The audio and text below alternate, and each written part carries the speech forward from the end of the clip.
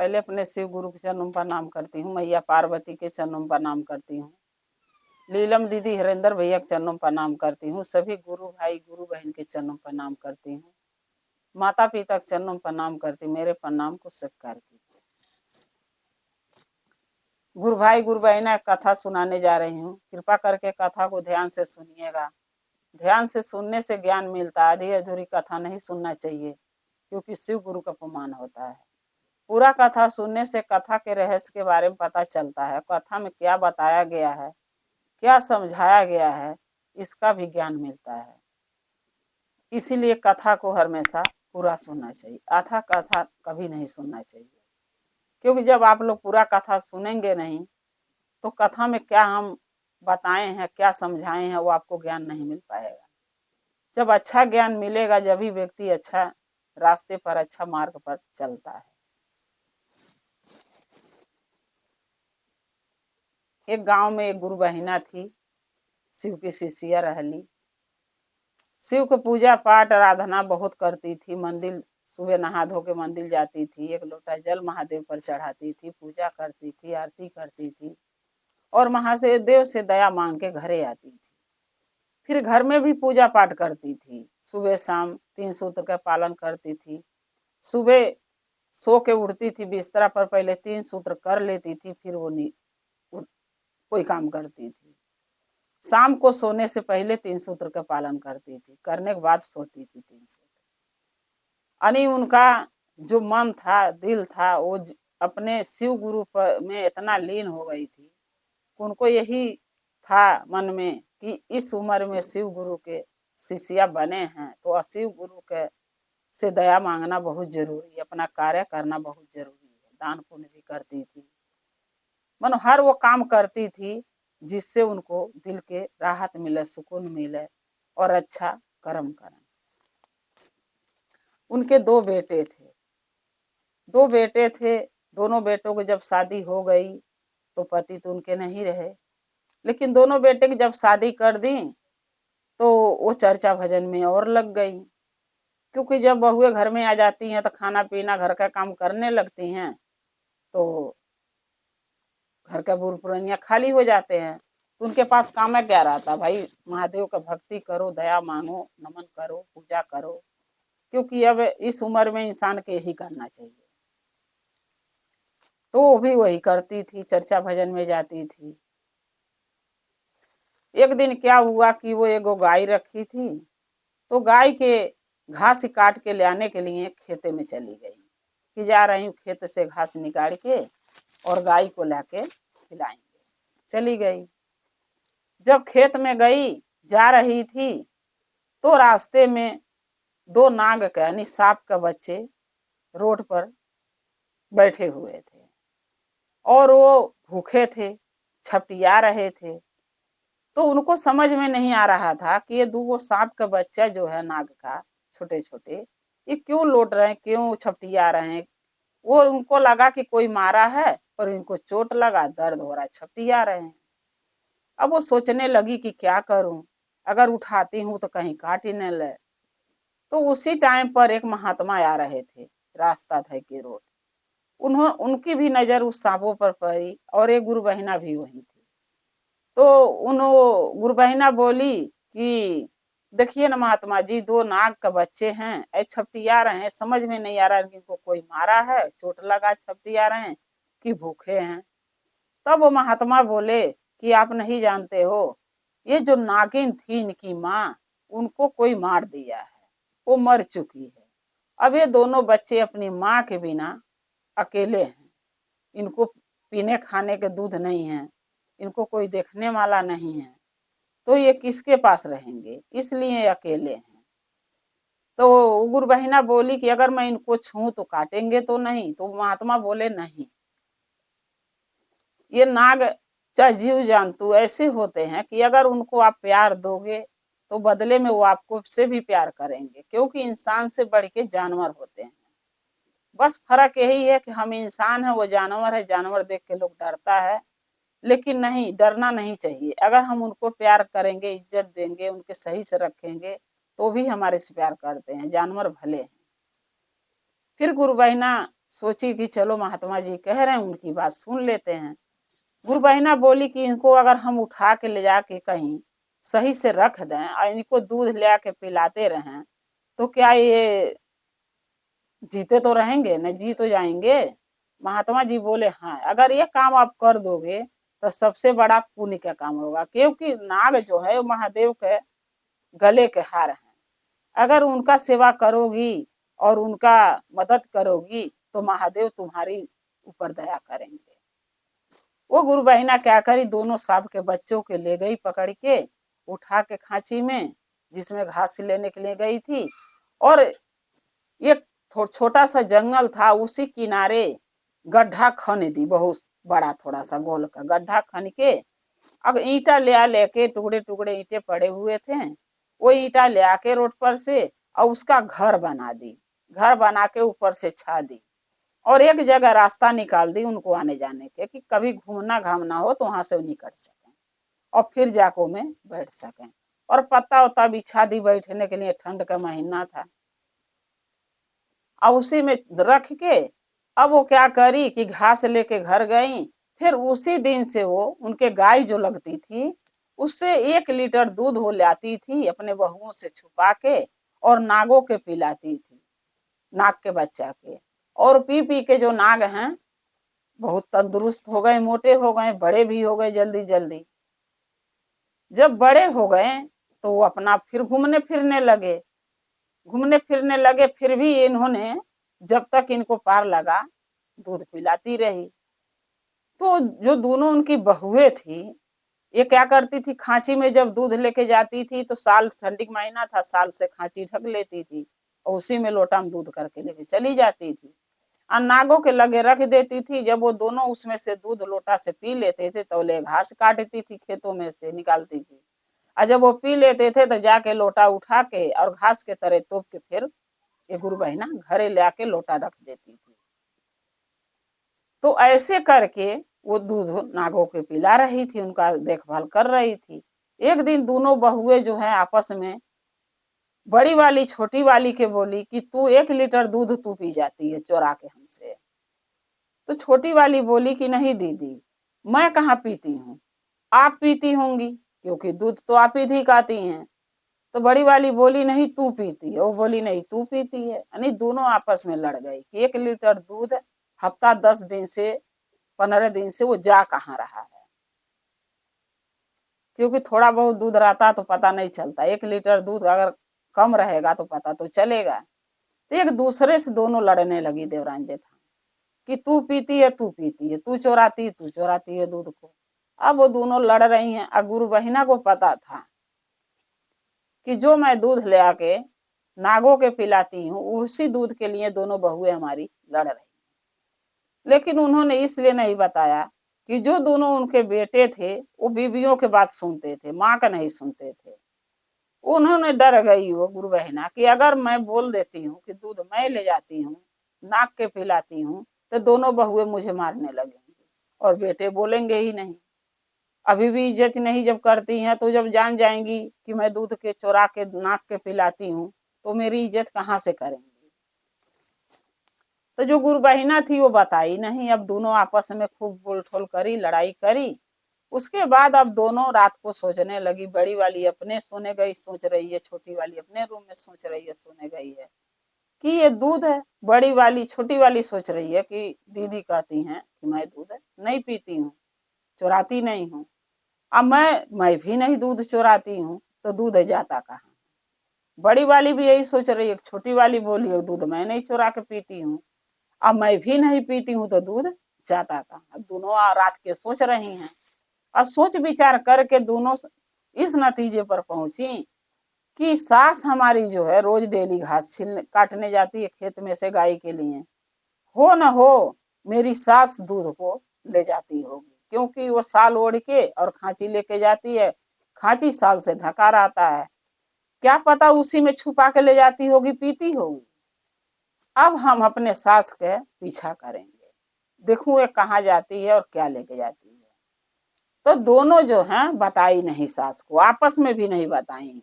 दोनों बस आगे पीछे, सास निकली जब घास के लिए दूध लेके छुपा के, लोटा में, तो दोनों बहुए भी बिना एक दूसरे से बताए निकली आगे पीछे कि देखूं ये जाती कहाँ है। जब सास उसकी यानी गुरु बहिना गई तो नाग के जो दूध लोटा में ले गई थी वो नागों के लगे रख दी पीने के, या वो चली गई खेत में घास निकालने गाय के लिए। जब खेत में घास काटने चली गई तो ये दोनों पहले बड़ी वाली पहुंची तो देख रही है दूध जो है नागे के लगे रखा हुआ, एक घर बना के छोटा सा ईटा के, उसमें नाग दूध पी रहा है। छोटी वाली गई वो भी देखी। जब दोनों इकट्ठा हो गई या दोनों देख गई, अब दोनों आपस में विचार बनाई कि अपने सास को हम चल के अब उनसे बताएंगे कि वो दूध छुपा के करके रही है। जब दोनों घरे गई उसके बाद इसकी सास जब नाग दूध पी लिया घास काट ली, लोटा छुपा के लेके गई। अब ये दोनों दुआरे पर बैठी हुई थी। अब जो है अपने सास के खांची ले ली, उसमें देख रही है तो लोटा है और लोटा में दूध है। देखने के बाद जो है अब बुढ़िया के दोनों लगी मारने पीटने सांसत करने कि तू लोटा का दूध 1 लीटर दूध रोज चोरा के ले जाके नागों के पिला रही है। अगर वही दूध अपने पोती पोता के पिलाती, अपने बेटा पतोई के पिलाती तो नहीं होता है। तब गुरु बहिना लगी कहने की देखो नाग जो है बच्चे थे, उनके माँ मर गई थी, अगर मैं उनको थोड़ा दूध पिला दी तो उसमें गुनाह क्या हुआ। अब दोनों बहुएं कह रही नहीं बहुत बड़ा गुनाह करी है, तू चोरी करी है, तुझे नहीं करना चाहिए। अपने सास को रेटे उल्टा सीधा बोलने लगी, उनको गरियाने लगी, मारने पीटने लगी डंडा से। अब बेचारी बहुत सही, और बेटे दोनों देख रहे हैं, बोल ही नहीं रहे हैं कि मेरी माँ को मेरी बीवियां मार रही हैं। वो ये कह रहे हैं कि मम्मी चोरी करी है तभी तो मार रहे हैं। अब वो भी दोनों नहीं बोल रहे हैं। गुरु बहिना के डंडा डंडा डंडा डंडा दोनों बहुएं खूब मारी। जब मार ली तो गुरु बहिना के बहुत तकलीफ हुआ। सोचने लगी कि अगर मैं थोड़ा सा दूध ले आके नागों के पिला दी, और महादेव के गले के वो हार थे सिंगार थे, लेकिन हम कौन सा गलती करी, हम इतना मार खाई न। मेरे बेटे बहू सोचे कि अगर दूध तो था, मेरी माँ चाहे मेरी सास अगर किसी की मदद कर दी तो उसमें क्या गुनाह किया। आखिर घास काट के मैं लाती हूँ, गाय को मैं गोबर उठाती हूँ, उसका देखभाल हम करती हूँ, ये दोनों कुछ करती भी नहीं है। उनमें थोड़ा सा दूध उठा के अगर नागों के पिला दी, उनके दे दी, तो ये उसके लिए ये मुझे मारी, इसलिए कि काजे इनके नजर में मैं चोरी करी, इसलिए लोग मारी है मुझे। अब गुरु बहिना के बहुत बात के दुख हुआ।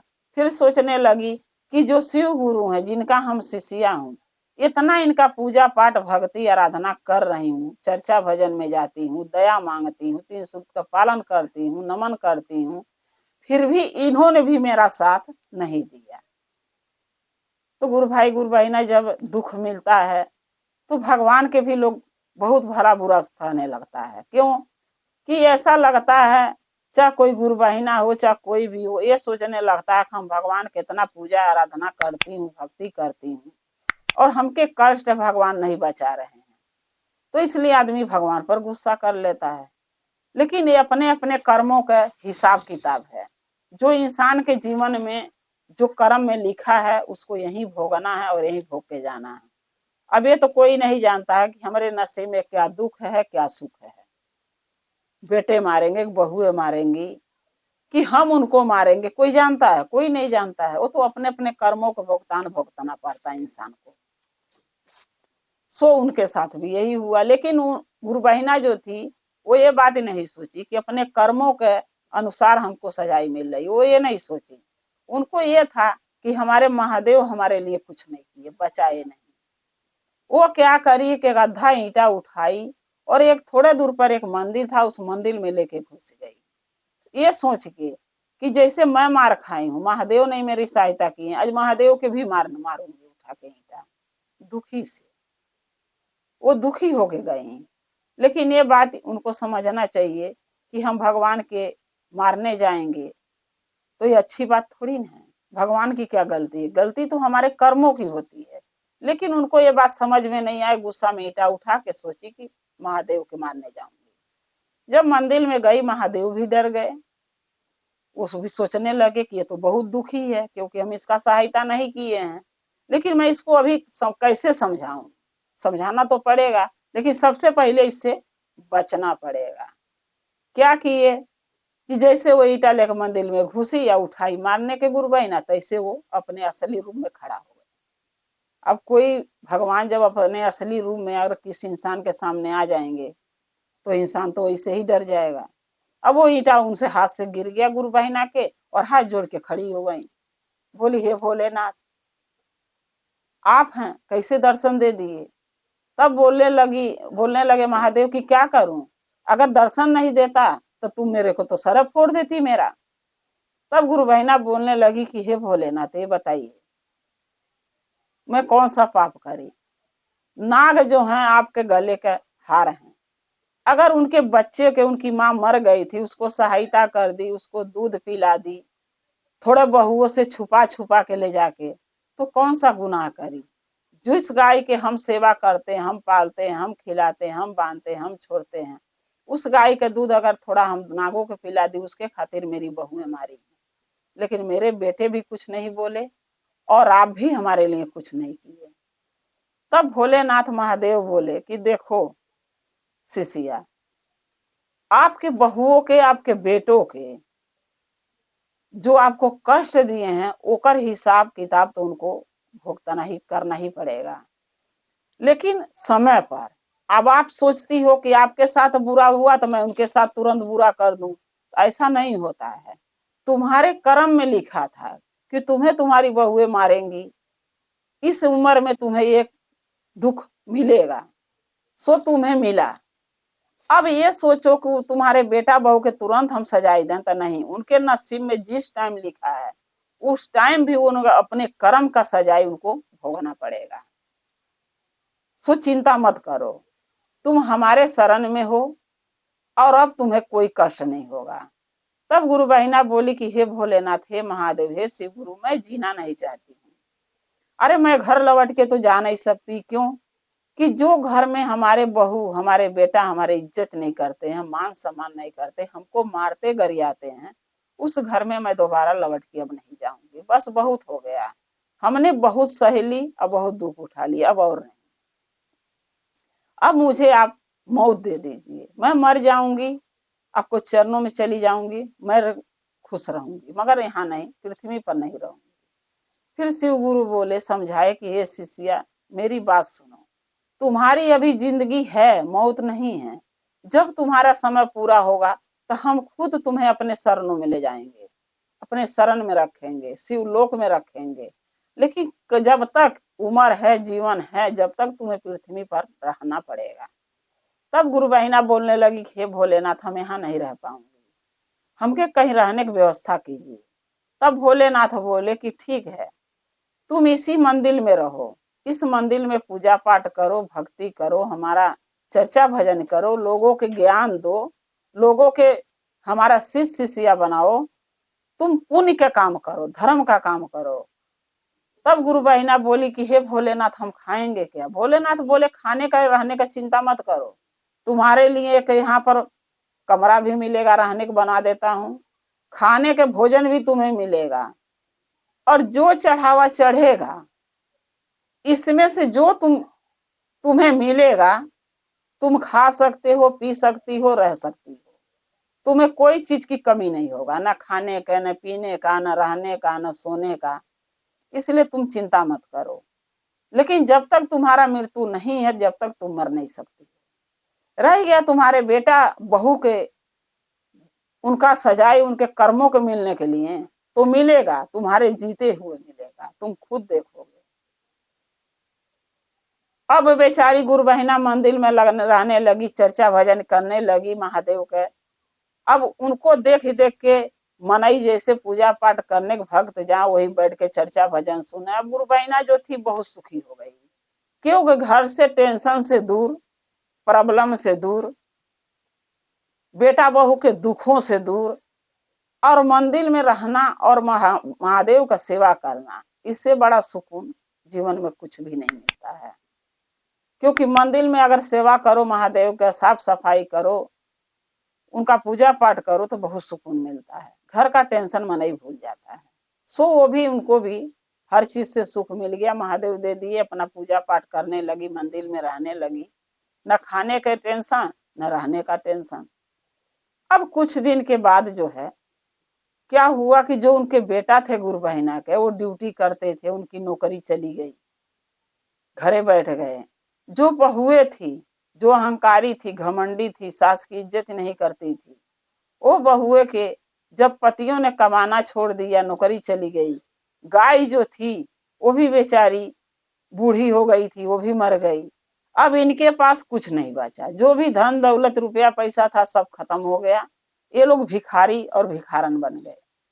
अब बेटा बहू दोनों बेटा किसी के दरवाजे भीख भी मांगने जाते थे तो उनको नहीं मिलता था, लोग मार के दुत्कार के खदेड़ देते थे, ये कह के कि यही बेटा तो हैं दोनों, यही दोनों बहुए तो हैं। ये बेटा दोनों ने अपनी माँ का इज्जत किया, कभी न मान सम्मान किया, न दोनों बहुए कभी अपने सास की इज्जत करी, और न उल्टे सब मारते थे, गरियाते थे। तो गुरु भाई गुरु बहना ये बताइए, जब हम अपने बुजुर्गों के दुख देते हैं तो क्या ये नहीं सोचना चाहिए कि क्या पता इसी जीवन में मुझे भी कष्ट मिले, दुख मिले, चाहे हमारे बेटी बेटा दें, अच्छा हमारे महादेव दें, लेकिन मिलेगा जरूर। क्योंकि महादेव के शिष्या के जो दुख देता है, कष्ट देता है, महादेव उसको कभी खुशियां नहीं दे पाते हैं। उनको भी जरूर ये चीज के एहसास कराते हैं कि हमारे शिष्या के कष्ट दी हो तो तुम कैसे खुश रहोगी। इसलिए कहा जाता गुरु भाई गुरु बहना कि अच्छा कर्म कीजिए। बार बार मैं चर्चा में क्यों समझाती हूँ कि अच्छा कर्म कीजिए। अरे इंसान का जन्म, मानव जन्म बहुत मुश्किल से मिलता है, और अगर मिला है तो अच्छे कर्म के लिए मिला है, ना कि मैं ये जीवन को बुरे कर्म में लगाऊं, किसी के मारू गरियाऊं, किसी के दुख दूं, किसी के कष्ट दूं। ऐसा कभी नहीं सोचना चाहिए, लेकिन लोग अभी भी सोच रहे हैं, और जो सोचता है उसका कभी भला नहीं होता है। अगर हम बूढ़े पुरनिया की इज्जत करेंगे, मान सम्मान करेंगे, तो भगवान के नजर में हमारी भी कदर होगी। भगवान भी यही सोचेंगे, महादेव यही सोचेंगे कि हाँ ये दूसरे की इज्जत कदर करती है, मान सम्मान करती है, तो इसके लिए भी कुछ करना चाहिए। जब हम किसी के लिए करेंगे तब शिव गुरु हमारे लिए कुछ करेंगे। तो गुरु भाई गुरु बहना, ये कथा शिव गुरु के चरणों में रखते हुए मैं आपसे यही कहूंगी कि अगर ये कथा आपको अच्छा लगा तो कमेंट में लिख के भेजिएगा। चैनल को सब्सक्राइब कर लीजिए, जो भी मैं वीडियो नया नया डालती हूँ आपके पास पहुंचती रहे। आप हमारे वीडियो के प्यार दुलार देते रहें, देखते रहें, और आपके हमारा रिश्ता शिव परिवार से ऐसे ही जुड़ा रहे। हर हर महादेव, घर घर महादेव। महादेव का दया और कृपा आप लोग पर सदा बना रहे। शिव गुरु सदा आप लोग के साथ रहे। जय शिव गुरु महादेव।